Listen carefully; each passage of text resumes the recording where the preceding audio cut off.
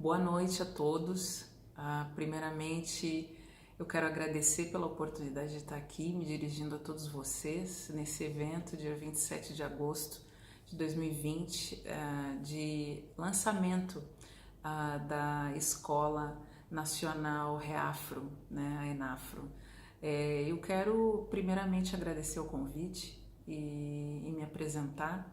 Eu sou a doutora Luana Ozemela, eu sou de Porto Alegre, nasci e cresci em Porto Alegre, saí de Porto Alegre aos 26 anos para estudar fora, fiz economia, fiz mestrado em desenvolvimento econômico e análise de política econômica e mais tarde fiz doutorado em economia no Reino Unido. E eu estou aqui hoje para compartilhar realmente a convite do Nogueira, né, que é um grande amigo de longa data, em projetos, né, de promoção da igualdade racial. Eu estou aqui um pouco talvez para compartilhar um pouco do histórico de trabalho.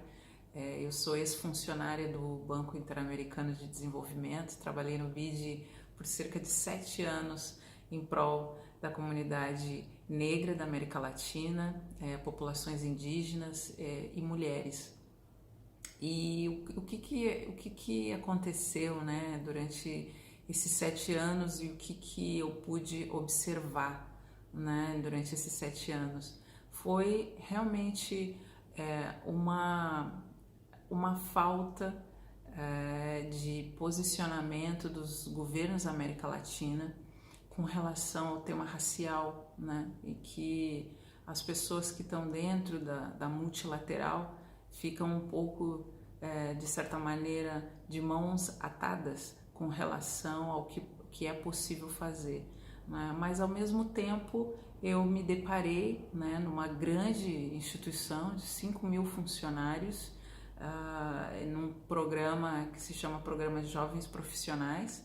Eu já tinha feito um estágio no BID durante o meu mestrado e durante o meu período no banco eu sempre me foquei, sempre quis trabalhar em prol a promoção de resultados econômicos entre a população negra, né? Então eu trabalhei numa divisão chamada Gênero e Diversidade, e nessa divisão eu pude estruturar projetos de empréstimo que na sua maioria eram de governos interessados, né, em tomar dívida da multilateral para fazer projetos, grandes projetos em prol das mulheres, né? E eu nunca via os projetos em prol à população negra, né? Eu tinha até projetos também, a gente tinha projetos grandes de empoderamento econômico e de apoio ao setor empresarial indígena no Chile, no Panamá, onde eu também estruturei projetos, e os projetos grandes, né, de 70 milhões de dólares para construir centros de serviços integrados para mulheres na República Dominicana. Mas a gente ficava sempre à espera qual será o próximo governo que vai pedir um empréstimo, né, para as populações negras da Colômbia, do Panamá, do Brasil, né, e essa solicitação nunca chegava. Então a maneira como eu pude trabalhar esses temas foi através, número 1, de gerar dados que comprovam, né, os problemas e evidência de como a gente poderia resolver esses problemas, e por outro lado aprovando projetos de cooperação técnica para organizações da sociedade civil ou para municipalidades, estados que tivessem interessados com recursos não reembolsáveis, testar pilotos, etc. E com isso a gente recebeu uma solicitação da cidade de São Paulo. Até então era o Maurício Pestana, né, que estava à frente da Secretaria de Igualdade Racial, e a gente conseguiu desenvolver o primeiro programa de apoio aos afroempreendedores, né, em toda a América Latina. Na verdade, esse programa é um programa que tinha duas vertentes. Uma era conhecer o mercado consumidor negro no Brasil, quais são as preferências, né, qual o potencial econômico, medir realmente isso. O o negro brasileiro poupa mais do que o branco brasileiro, por exemplo, e que poupa, em que gasta, né? Ou seja, independentemente do nível socioeconômico. E a gente fez estudos para conhecer melhor essa realidade, poder desenhar melhores projetos. E por outro lado, esse programa também visava identificar empresários e empresárias negras de alto potencial e alto impacto que se auto-identificavam como negros, né?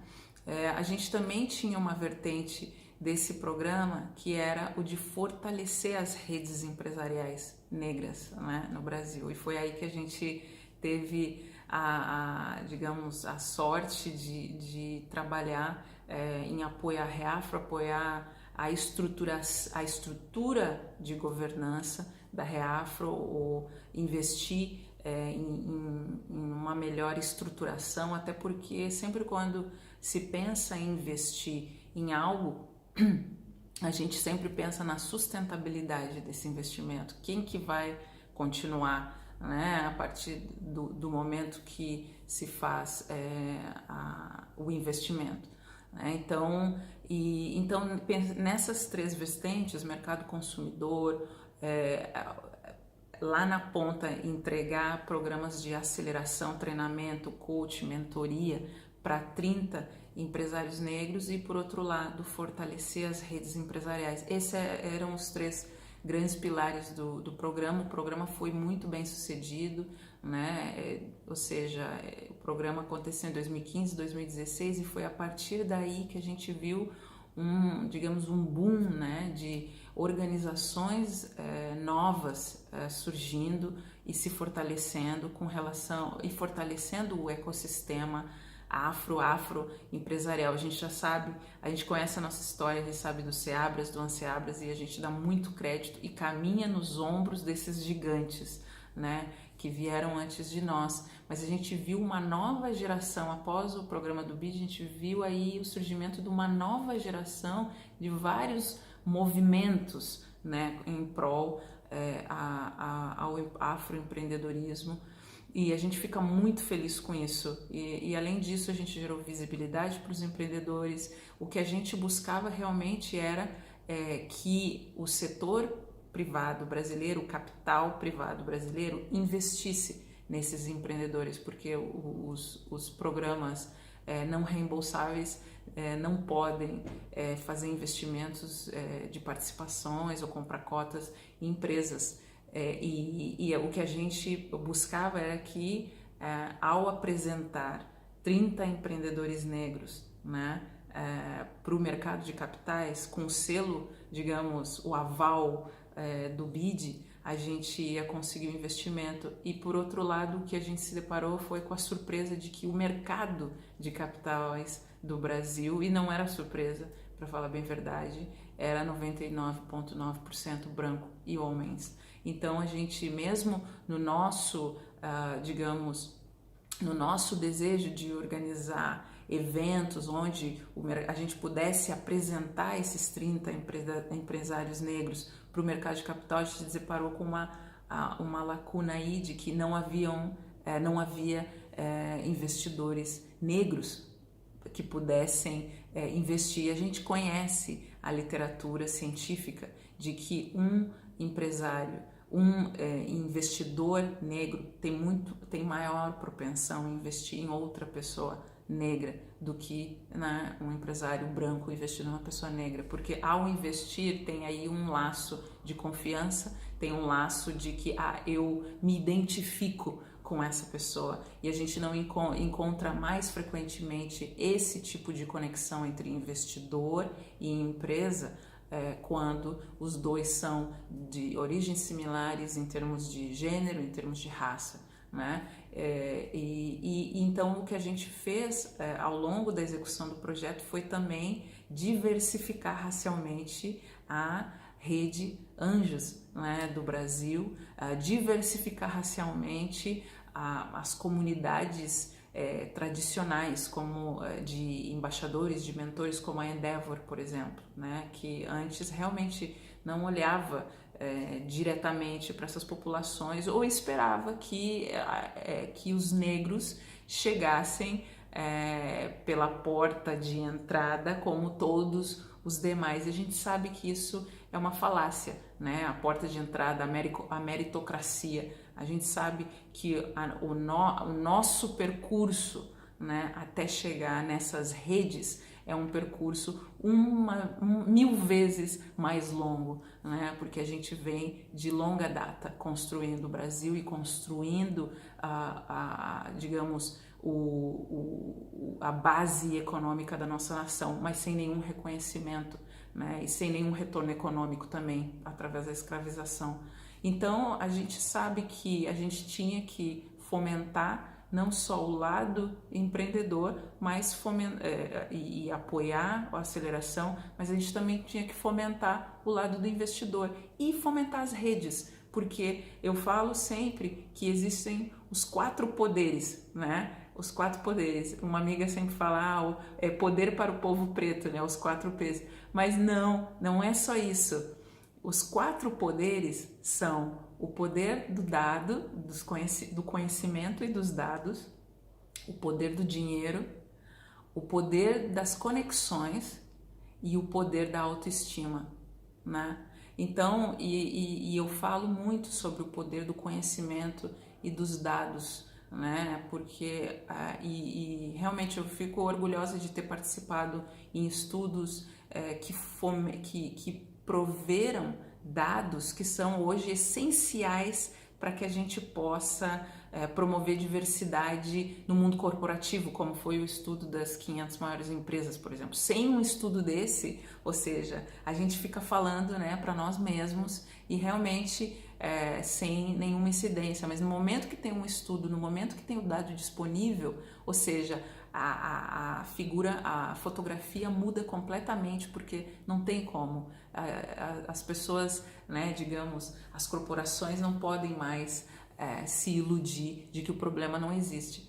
Então, e obviamente o poder do dinheiro, porque tu pode ter uma ideia maravilhosa, né, genial. A gente até pode, com um certo apoio de familiares, de redes, etc. Mas se tu quiser levar o teu negócio para uma escala em que tu possa competir e abocanhar participação no mercado, tu precisa ter o capital. E sem o capital, ou seja, a gente fica sem poder para poder mudar, realmente mudar, transformar a realidade. A gente até pode, né, construir, muita gente tem histórico de ter construído do zero, né, até o senhor Geraldo Rufino, que eu acredito que vai participar também, ou seja, existem, mas é muito pouco, são muitos poucos que conseguem chegar dessa maneira, né? A gente sempre precisa no caminho de um patrocínio, de um investimento, ou seja, de uma apresentação para alguém altamente capitalizado para poder levar o teu negócio a outro nível. E eu falo também muito do poder das conexões, né? Ou seja, se tu não e por isso que é tão importante a Reafro, né? É uma rede de redes, ou seja, a gente tem redes no Brasil, existem muitas redes e muitas redes afrocentradas, mas muitas vezes a gente está desconectado um do outro, né? E a gente pulveriza, né? A gente sabe como durante a escravização e durante a colonização o branco sempre buscou dividir para conquistar. Então não basta só a gente ter as nossas redes, a gente precisa verdadeiramente se conectar, né? Então ter a Reafro, fortalecer a Reafro como uma rede de redes em que a gente possa verdadeiramente conhecer o ecossistema é crucial. E eu termino com o poder da autoestima. A gente precisa acreditar que a gente pode vencer. E eu cresci numa família do movimento negro. Minha mãe é professora de História da África, panafricanista. ou seja, eu cresci no meio do movimento das mulheres, né, onde a autoestima era o único que a gente tinha, né, e era o único que podia nos ajudar, nos impulsionar, né, a atingir o que a gente atingiu até hoje. E eu falo muito da autoestima porque por quê? Né? Porque realmente eu sou casada com um nigeriano, eu vou terminar com essa história. Eu sou casada com um nigeriano e o meu esposo, quando veio ao Brasil, ou seja, o nigeriano não sofreu escravização, não sofreu a opressão racista do branco tanto como nós. Eles também sofreram colonização na Nigéria, né? Mas não essa opressão racial branca e violenta que nós sofremos, né? Então, quando ele caminha nas ruas de Porto Alegre, ele caminha de cabeça erguida, não é? Ou seja, com muito, ou seja, muita pompa né, de que realmente que ele tem que ter realmente, né, de quem ele é e tal. E o fato dele se carregar da maneira como ele se carrega, né, no Brasil, as pessoas realmente queriam tirar foto, achavam que ele não era brasileiro, achavam que ele não era dali, a maneira como ele entrava nos hotéis e entrava, né? Ou seja, ele se parece como qualquer um de nós, né? Mas a simples maneira de tu te carregar, como tu te carrega, as pessoas começam a fazer uma imagem distinta. Tu tem uma imagem distinta de ti mesmo também. Não importa a condição, e eu entendo completamente a situação que nós vivemos agora de pandemia, e o que a gente precisa é primeiro transformar o nosso mindset, de que o nosso pensamento, nossa maneira de pensar, de que nós somos reis, rainhas e conquistamos o nosso espaço. Já conquistamos o nosso espaço e merecemos estar onde nós queremos estar, né? Então, eu deixo vocês com essa mensagem dos 4 poderes e também de contar, contem com o meu apoio, né, para Reafro, para o futuro. Agora eu sou CEO de uma empresa global, uma empresa de consultoria aqui em Doha, estou falando desde o Catar, no Oriente Médio, e ajudo empresários e empresárias negros que queiram internacionalizar sua empresa, que queiram fazer captação de recursos, ou seja, me busquem, mandem suas propostas, né? O nome do meu site é www.dimaconsult.com. Dima significa Development Impact Managers and Advisors, assessores e gestores em desenvolvimento de impacto. Entrem lá, nos busquem no Facebook, Dima LLC ou Dima Consult, nos busquem no Instagram, né? Mandem um e-mail para a gente através do site, ou seja, se conectem, né? Nós queremos receber propostas, nós queremos ouvi-los e ouvi-las, né? E de certa maneira poder ajudar no processo de crescimento e de fortalecimento das suas empresas. É um prazer conversar com vocês e desejo um ótimo e bem-sucedido evento hoje, tá bom? Um abraço, tchau, tchau.